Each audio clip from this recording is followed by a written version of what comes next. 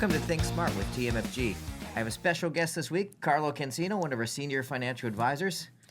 Hey, Mike. Thanks. Really happy to be here. Hopefully I can be a great addition to Think Smart. So appreciate you having me on. My parents always told me there are two things you weren't supposed to talk about, were politics and religion. So we got a new pope and a new prime minister. Exactly. So let's go and address those things. Why wouldn't we start with that? The pope is the easy one. I'm okay. We got a new pope, so that's good. If we go into, we're going to talk a little bit about the elections and what's going on. And we've had, Carney, we've had a new prime minister in power for a bit now. We've got to see a little bit of what things are about with him. So let's start off by, when you meet with clients, what's been your feedback about the election?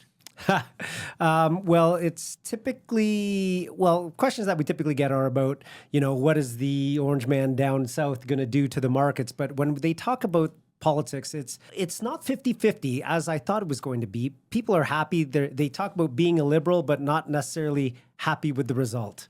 Yeah, it's funny. Everyone goes, I was going to call this podcast, I'm not a liberal, but I think everyone has said the same thing with their votes. They said, how'd it go? They go, well, I'm not a liberal, but I sort of, everyone seemed reasonably happy with the results. So I know that not everyone's always going to be happy, but we seem to have, I guess, what I would call an intelligent prime minister, which is a good positive thing. Let's talk about the first week or so, what we've seen. What are the first thing we've seen from Carney, did you find?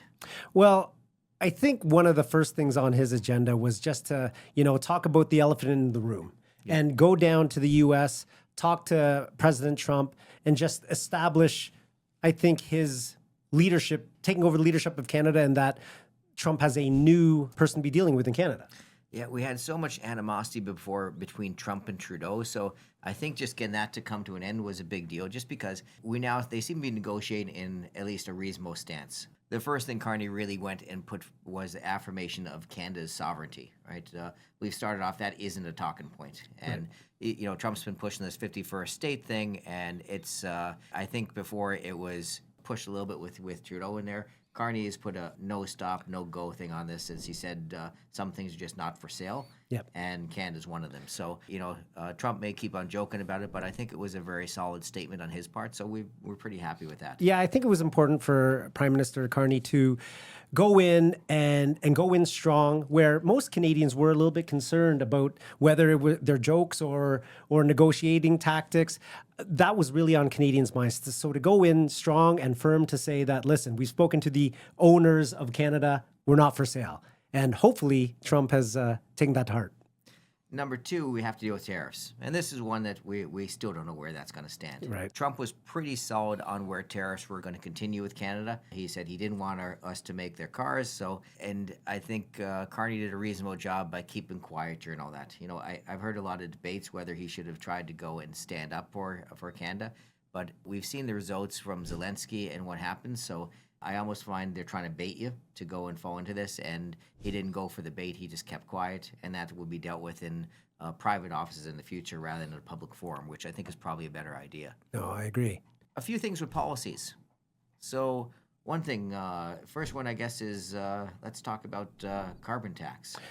Yeah, as of April 1st, I'm sure many Canadians noticed that the cost of fuel dropped after the carbon tax was eliminated. And as it stands now, Prime Minister Carney has been determined to maintain that without any additional taxes on there. So that definitely was to help spur the economy and allow people to keep more money in their pocket. I know that was a big sticking point. Yeah, and that was coming from both sides on the election. The carbon tax was just a mess. There's also some green incentive programs that are put forward. So again, it's always a good thing to make sure that the country continues, even though the carbon tax did not seem like the right way to go. It was supposed to be a green approach, but it seemed more of a tax because they never really gave any relationship to where how your tax is going to make the air any cleaner. Exactly. So we still need to make the air cleaner and continue to do that, but it's not through just giving people more taxes. There's also been some progressions in housing and urban development focus. So that's something they said that they're going to continue to make housing more affordable. And that's always a good thing. If we're going to continue to have immigration coming in, we're going to have to go and make sure we have more affordable housing. Absolutely. And that's always been one of the concerns in Canada, not having enough housing. And how are people going to get in houses, whether it's immigration or younger Canadians trying to get into the housing market? We've seen interest rates as they stand now. They're still at fairly low points relative to historical numbers. We still need to see interest rates stay where they are so that people can afford to get into homes. The other thing that's been coming up too is international trade. And this is something that I think Carney will be good at because he has been, the head of the bank of the head in the UK. So I think with that behind his belt, he probably has developed a lot of relationships with a lot of European nations. If we accept the fact that these tariffs are permanent, what we're going to have to do is find new trading partners and new free trading partners too. And it's mutually beneficial, free trade for the nations involved. And if we can have that set up with different nations in Europe, it should be wonderful.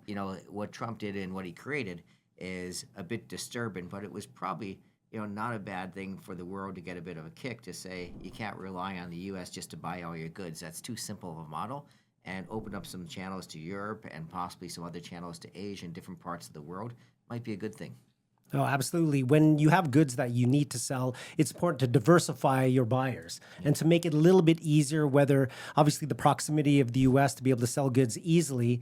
But if it's made more difficult with tariffs, we have to increase or improve the relationships with other countries, maintain a mutually beneficial trade agreement. I guess the other thing that came up too is in this election, previously last year, the Liberal government they were going to change capital gains tax. Right. And that was a bit of a nightmare. What originally was proposed last year through the Trudeau government was instead of capital gains being taxed at 1/2-year tax rate, we'll start with inside a corporation, they were going to start from $1 and be taxed at 2/3 your tax rate rather than 1/2. That's a massive tax increase and had a lot of negative effects on a lot of people who have set up corporations. And when we think corporations, people think giant companies. Yeah, right. We're not talking giant companies here. We're talking medical practices, just mom and pop shops that were all of a sudden paying a lot more money on their hard work. And these are the business owners who want to grow Canada. And it was very difficult to put that tax on top of them.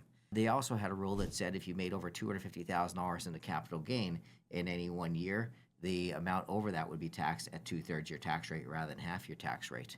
And again, that was really a tough effect on landlords and business owners because usually those are illiquid properties have to be sold all in one batch. The nice part about a stock portfolio is you can liquidate, if there's a $250,000 capital gain, you can liquidate up to $250,000 and keep yourself safe. With real estate, unfortunately, you have to sell the whole lot. And it was putting people who were forced to liquidate, even from estates and things like that. Whenever you're forced to liquidate that, it was creating tremendous amounts of extra capital gain.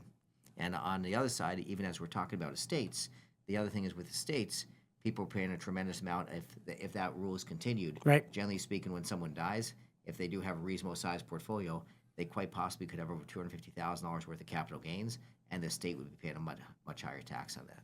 Yeah, on top of that, when you think about how many Canadians, we live in a country that has a lot of space and a lot of beautiful rural areas. You think about the cottages that have been passed down generations. I mean, now you're going to have a far bigger tax implication because a lot of those increases to those cottages that were purchased a long time ago are going to be in excess of that $250,000 threshold.